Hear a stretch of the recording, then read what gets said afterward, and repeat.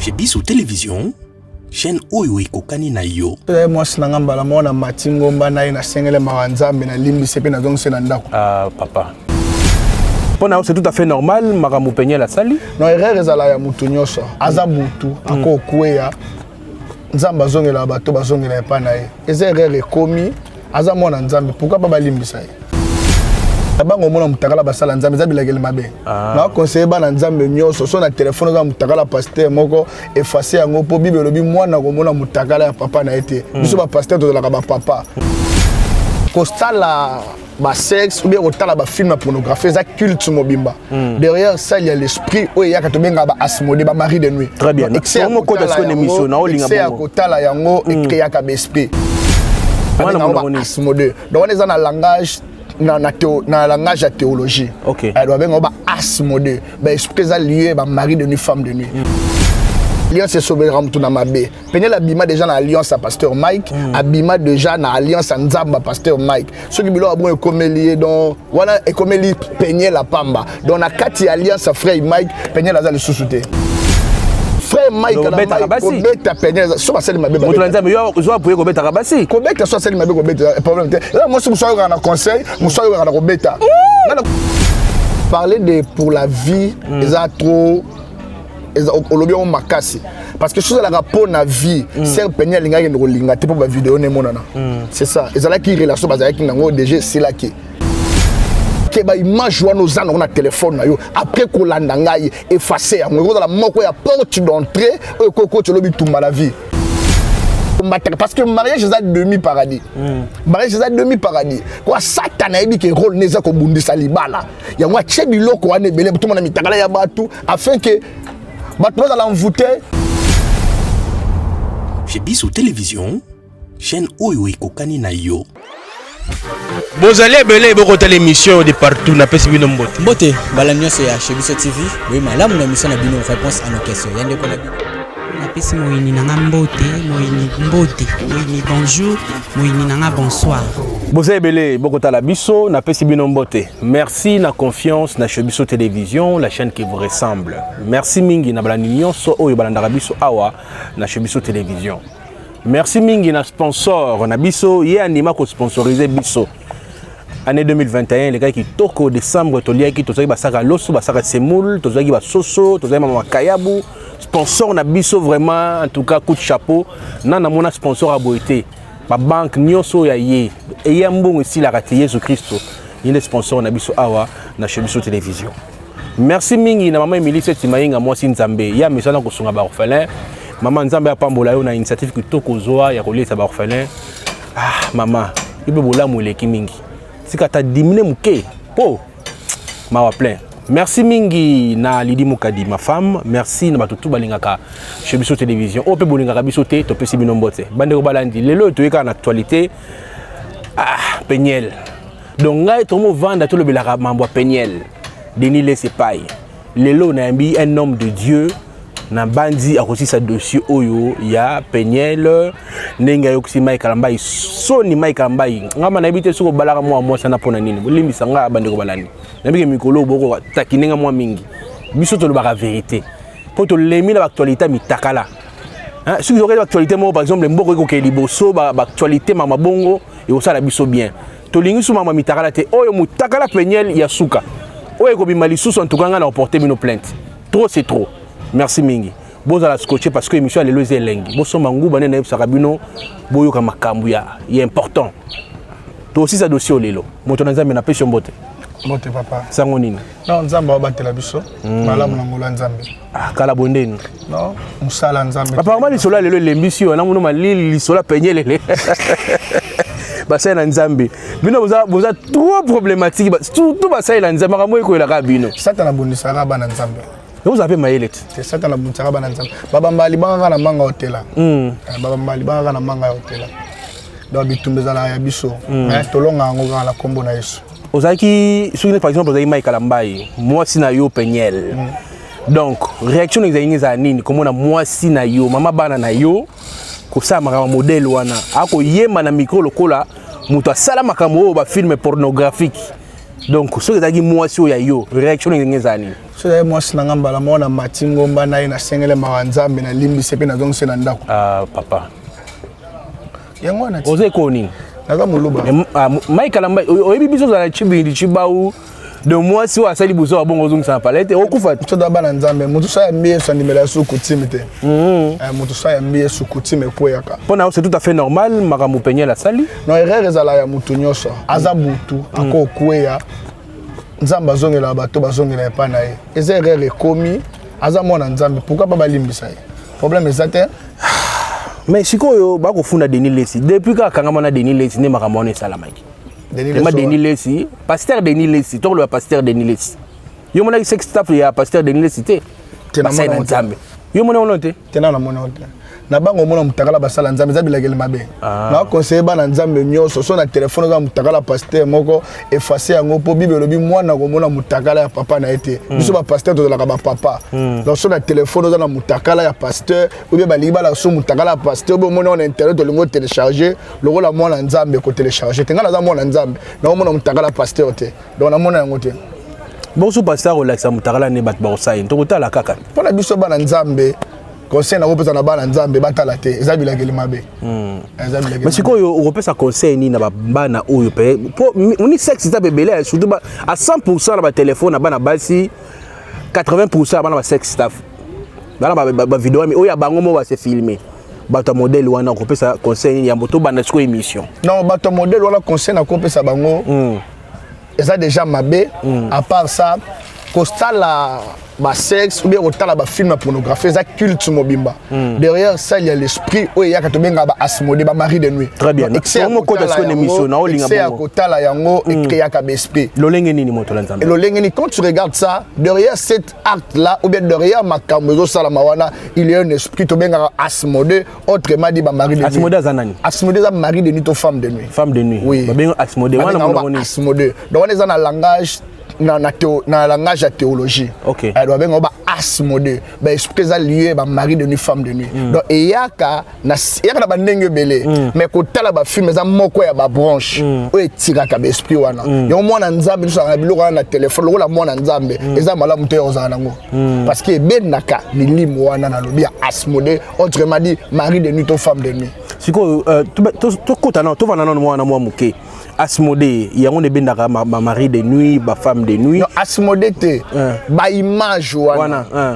Tant aux gens on a ba téléphone, aux autres talango mingi. Derrière ça, parce que il y a un esprit. Oui, yaka, excès à côté. Na mona mutata la image wana, ami sepelisi yemo.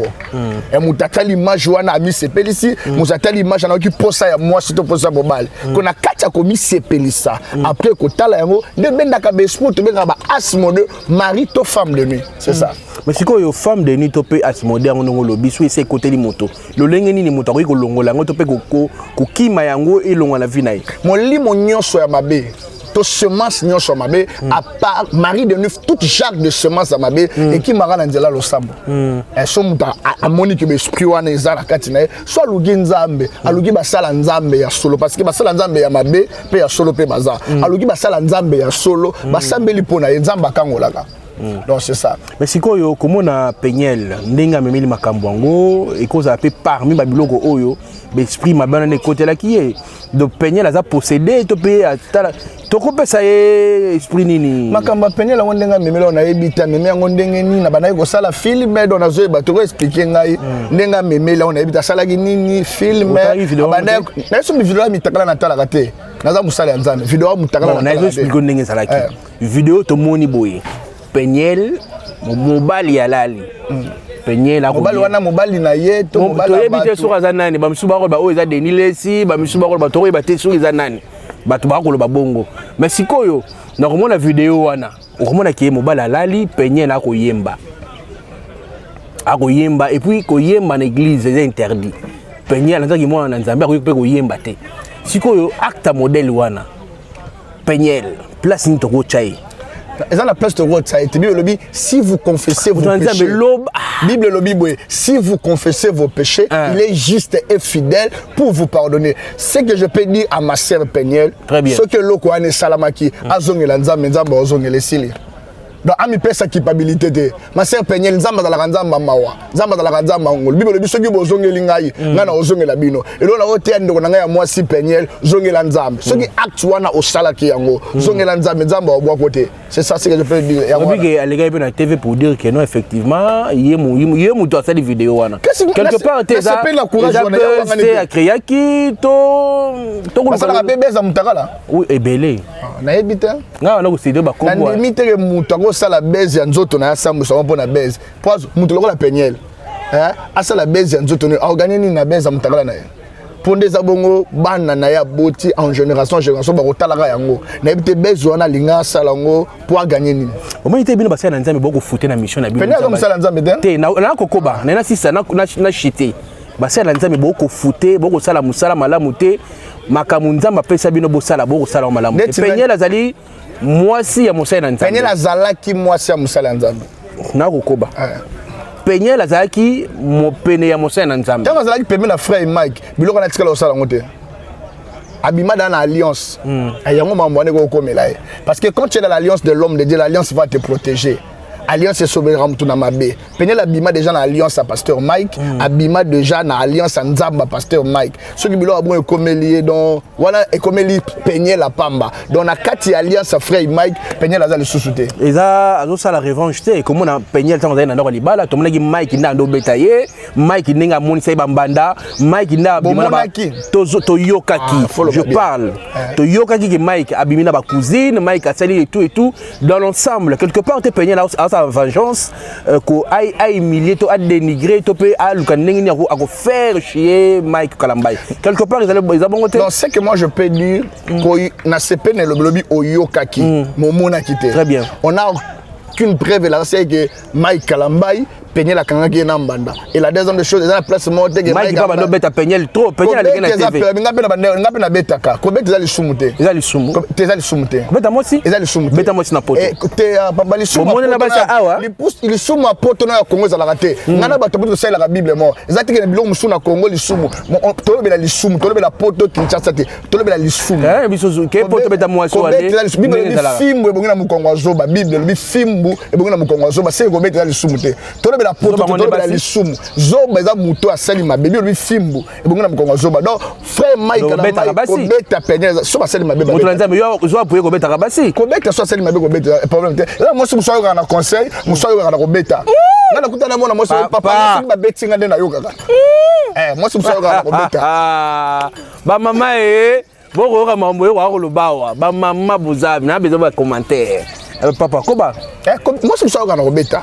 donc c'est ça donc ce qui sort on a biso Peniel biloko wana et salami pona makam frère Mike Kalambay abandaki ko salaye c'est que na otia ya bongo la mutema parce que yenda za sali frère Mike Kalambay azaka frère Mike Kalambay oh azaka pasteur Mike Kalambay azaka ndenga zali est-ce que il y a relation Mike Kalambay na Peniel et ça c'est pour la vie parce que bana bazana kati quand on parle de Peniel on voit directement Mike Kalambay mais la soeur non parler de pour la vie eza trop olobi on makasi parce que chose la rapport na vie c'est Peniel linga ke ngolinga te pour ba vidéo ne monana c'est ça ezala ki relation bazala ki nango DG c'est là qui eza sou ya vie te relation à vie eza bango bazala sou na relation à vie te pour da bakabwana ti oyebi te ke bakabwana bakabwana de c'est que eza sou relation à vie te eza relation à vie te mais moto nzambe komona makambo nyonso eko sala mapena ba pasteur moko to mona ki sex tape to moni pasteur ba pasteur apparemment beaucoup ko sala ma sumu koleka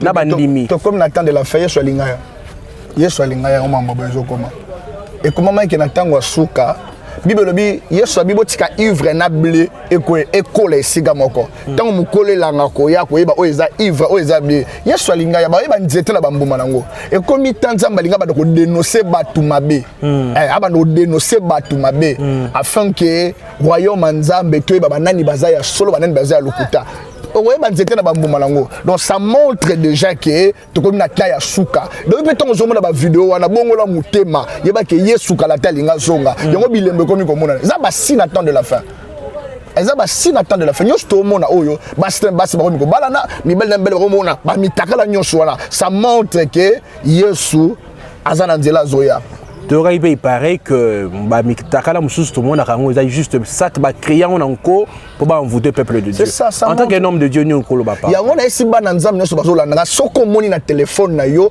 batine lo vidéo ya mutakala, supprimer yango. Et c'est important que otala yango. Okoko zo esprit, nanzela ba vidéo wana, vine koko beba, nanzela ba surtout ba vidéo ya basali ya Nzambe. Na opesa mutu so na nga conseil, surtout ba vidéo ya basali ya Nzambe. Tango zo mona biloko ya bongo, supprimer yango. Et ça l'importance c'est à talango parce que vie na ko beba na nzela ko tala biloko wana. C'est esprit nini oyo tant mon ta vidéo esprit on za nini. Et moi je vous dis esprit ya ba mari de nuit femme de nuit autrement dit ba asimode. Kawana. Molimo wana ya ka bongo. Femme de nuit ya na vie ya mutu lo lengeni. Femme de nuit ya na vie ya mutu. Na ba angle belem et local bosso femme de noir ko ya na nzela o tala ba image pornographique. Très bien. Parce que ça ba image o salama po mutu o ka po ça ya o sala rapport sexuel. Autant mutu zo tala ngana mona mutu a tala image pornographique et PC po ça a mis sepelisi moko. Et tant on mi sepelisa yo moko et ben na déjà l'esprit de mari de nuit. Et mari de femme de nuit pa na vie ya mutu na olata mabe.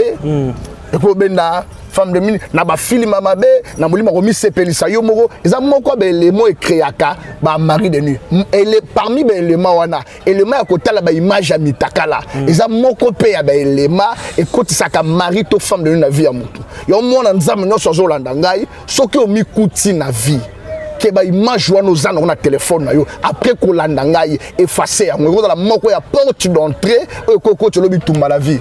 Nabi, objectif ya femme de nuit ezalaka nini na vie ya moto. Femme de nuit, objectif nango eza pona ko boma libala ya bonzoto. Comme pas la femme de nuit bazalaka na bazuwa. Libala bonzoto lo. Libala lokola libala o nzamba sala. Ya za femme de nuit. Soka ye na vie ya moto, akolinga moto abala te na ndenga bonzoto. Très bien. Na mona mwana mwasi aza na femme mari de nuit. Soki mobala sangai na ye nzoto, msu mobala ne fa comme 1%. So mobala sanga na nzoto même so nzoto ki mobala ne feza ezo ba pota donc mi bala bo moto ba ko ya na vie na été donc il faut bala kaka na butu abota kaka na butu mari de nuit femme de nuit créer la stérilité donc c'est ça mari de nuit femme de nuit rôle na ngeza ko combattre libala ya bonzoto donc mutu na bonzoto abala te mutu na bonzoto azala na mwasi to na mobalité ya moni ba tsheli biso mi takale mele na téléphone lokola satan na la sirène a dit que rôle na yeza a combattre parce que mariage za demi-paradis. Mariage c'est demi-paradis. Quoi Satan a dit que rôle neza ko bundisa libala. Ya ngwa tche biloko wane bele tout monde mitakala ya batu afin que batu bazala envoûter afin que ba mari de ni ba femme de ni ba kota. Rôle Satan ya ngwa là. Au rappeler un pasteur moro boye abimara na ba sœur en Christ. Donc au moins en église pasteur si ba sœur bazali 70 si abima tana 60. Le temps à côté ya ba sœur ba ko mona pasteur mutakala. Mabe ya ba pasteur nde ya ngwana ba pasteur ekobo ba lobi point faible ba pasteur ba sana nzambe za ekobo. Ka ba pasteur ba toko ba pasteur parce que na pasteur ya ekobo te. Ngana za pasteur na sala ke ekobo te. Pe donc pesa mwana nzambe nyoso conseil. Sœur nyoso bimara pasteur na yako kendeli felo. Sodo bimana pasteur no na bilakeli mabe pasteur aza papa ba mona mutakala ya papa te c'est ce que pasteur na mezo linga yo boya c'est nyoso bimana pasteur na yo kendeli felo pasteur aza papa ba mona ka nzoto ya papa te parce que papa yemo atie loko ne baba se ba mona ya pasteur nyoso ya obimana sœur aza faux pasteur yo na ebiso to comme na temps de la fin ya mabepe bazali moi na nzambe so mi kuti na église ya pasteur ala ka ba na église la pasteur ya mabe zoaka la bible na okanga bima na église faut que ta pasteur ka batela ka mukaya so pasteur do batela mukaya na za pasteur ya solo conseil ni repesa Peniel en tant qu'un homme de Dieu na maïnio c'est comme lié na lingo opesa ma conseil ma sœur Peniel je te conseille comme un homme de Dieu makambo ekomi ezala oyebi ezala oyebite au lieu au sala ba vidéo au lieu se justifier muta kondima yo koleka nzambe azate pe muta kondima koleka conscience na yo azate ngai na encourager yo nzamba yo kelo mawa ko se justifier te koloba mingi te ezalo salaki te ezalo za montage ezalo pesa ki mutu téléphone a publier yo nzamba limbisa bato wana vanda kimia kozwa culpabilité te sala vie ya sika soki yo mutu salaki yango uzana ba vidéo ya mutu kala na téléphone ma sœur bongo la mutema effacer yango ko sala yango lisusu te Voilà. Merci beaucoup l'homme de Dieu. Na bandi to ko na le micro comme ça sensibiliser. Peut-être y a moi moqué na batu news parce que les bakwa y a retard la biso na émission Alelo. Mais moi je profite pour dire un grand merci à tous nos abonnés de chez Biso Télévision. Un grand merci à notre sponsor Jésus-Christ. Un grand merci à maman Émilie Setimaïnga moi Sinzambi depuis Canada. Un grand merci na batu tout balinga chez Biso Télévision. Non ça annonce hein Christ na ko ça l'annonce il faut zoanga moko s'il vous plaît. Merci beaucoup. Merci Mingipe na ba o union sur ba soutenir Biso de partout. Donc oh ba pesa vraiment 10 francs na bango pour chez Biso Télévision et qui n'est Liboso. Voilà, tu as comme une affaire, il y a 136 000 abonnés. Donc quand on parle de chaîne YouTube, on est parmi parce que tu as ceux qui te connaissent au Biso. Donc nous avons pas mon labino na o union so azwaka temps ya ko sunga Biso to pe ko contribuer na évolution ya chaîne Oyo. Merci Mingi na Lidi Mukadi ma femme. Merci na ba Oyo nyonso balinga ka chez Biso Télévision. Na tigibino na l'homme de Dieu comme ça boyo appelle mon mateyat et au ça la bino bien. Merci beaucoup. Ndegonanga Chris, ils ont nos pasteurs. Ateya. Merci beaucoup. Zamba Pambola Bino. C'est moi bien votre humble serviteur, le prophète Felingoudia. Prophète, il y a pas de limitation. Prophète, il y a pas de limitation. Oui, ozolandanga Nzamba Pambolo. Satana soka linga zwa vie ya mutu. Et le quoi liboso achela ka mutu limitation na vie. Limitation za nini? Limitation za akokanga yo na angle nyosu ya vie.